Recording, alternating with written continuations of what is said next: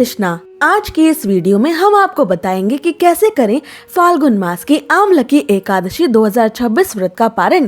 क्या होगा आमलकी एकादशी व्रत को खोलने का सही समय और सही तरीका, क्या होगी आमलकी एकादशी व्रत को खोलने की पूजा विधि, और इस एकादशी व्रत को खोलते समय क्या गलतियां आपको भूल से भी नहीं करनी है।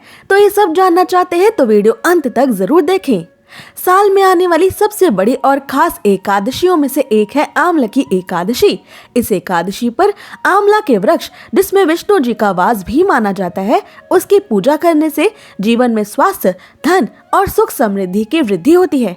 साथ ही इस एकादशी को रंग भरी एकादशी के नाम से भी जाना जाता है, क्योंकि ये होली से ठीक पहले आने वाली एकादशी है। साथ ही काशी में होली के उत्सव की औपचारिक शुरुआत भी इसी दिन से मानी जाती है। रंग भरी एकादशी विशेष रूप से भगवान विष्णु, भगवान शिव और माता पार्वती से जुड़ी हुई मानी गई है, क्योंकि इसी दिन अपने विवाह के बाद भगवान शिव पहली बार अपने प्रिय नगरी काशी में आए थे और माता पार्वती पहली बार अपने ससुराल आई थी। तो नगर वासियों ने उनका भव्य स्वागत रंग और गुलाल के साथ किया। इसी स्वागत की परंपरा आज भी निभाई जाती है। इस बार आमलकी एकादशी का व्रत भक्तों द्वारा 27 फरवरी के दिन रखा गया है। इस आमलकी एकादशी का व्रत खोलने के लिए एकादशी की तिथि का समाप्त होना आवश्यक है।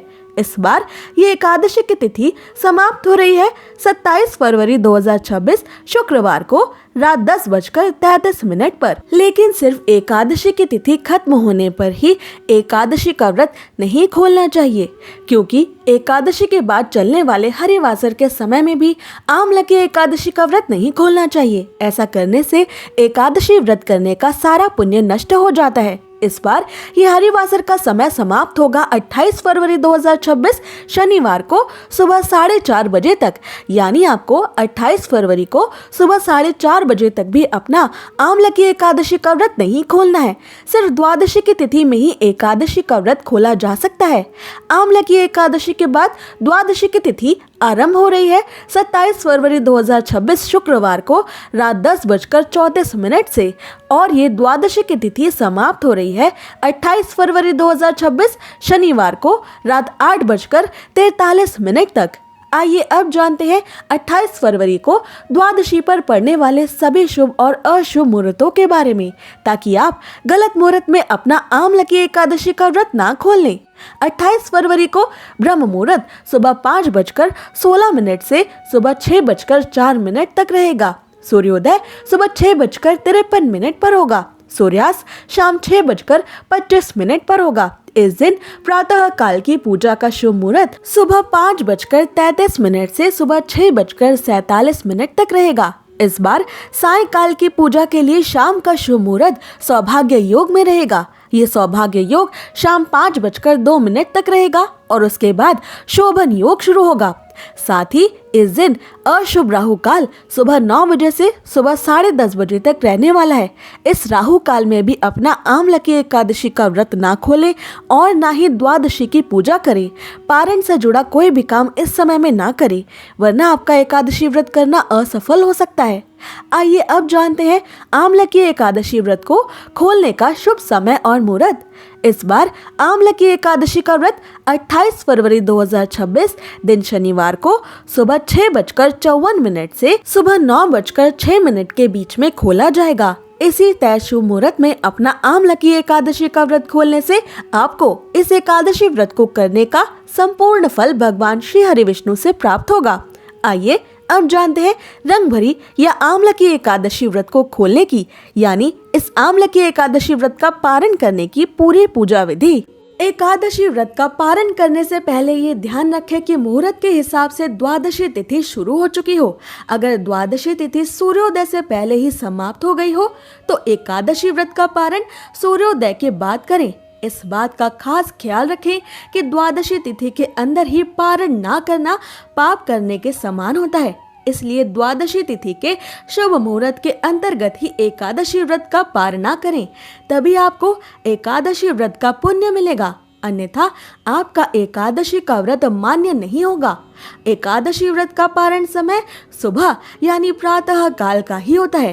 व्रत करने वाले श्रद्धालुओं को मध्याह्न यानी शाम के दौरान व्रत को तोड़ने से बचना चाहिए। अगर किसी कारण से कोई प्रातः काल में पारण नहीं कर पाया है तो उसे फिर मध्याह्न यानी शाम के बाद ही एकादशी के व्रत का पारण करना चाहिए।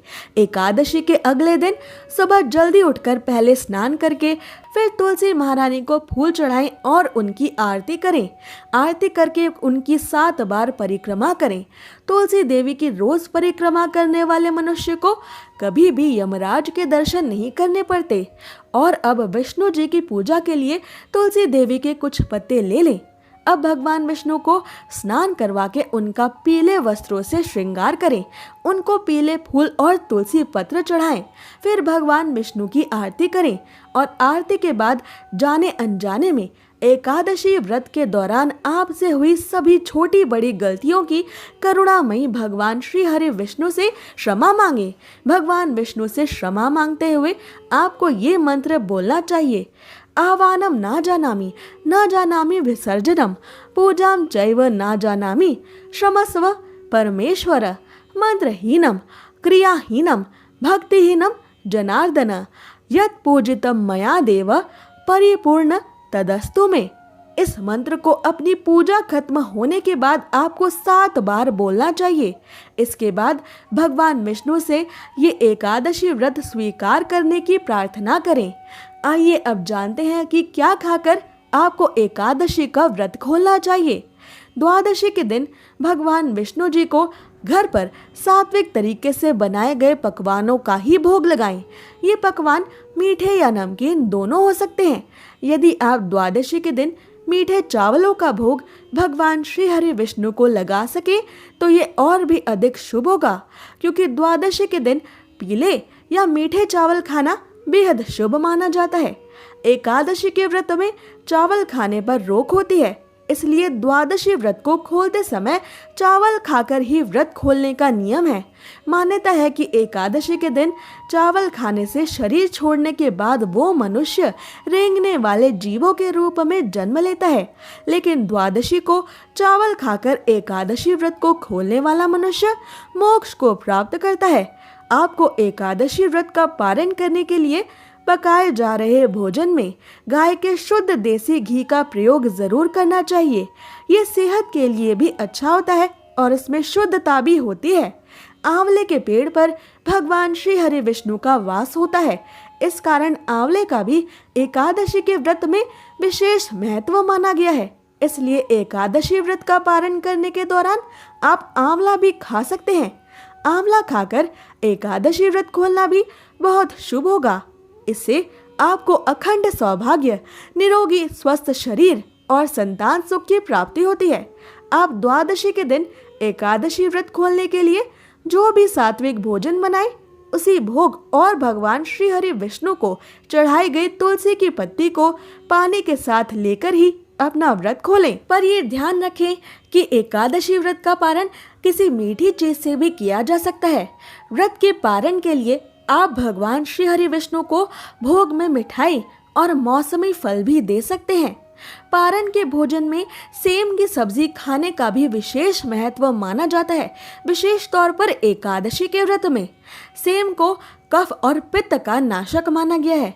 ऐसे में एकादशी व्रत का पारण करते समय सेम को एक अच्छे भोज्य पदार्थ के रूप में देखा और माना जाता है।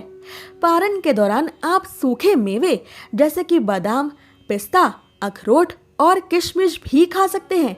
इसके अलावा दूध और दूध से बनी मिठाइयाँ या चीजें भी एकादशी के व्रत के पारण में खाई जा सकती हैं।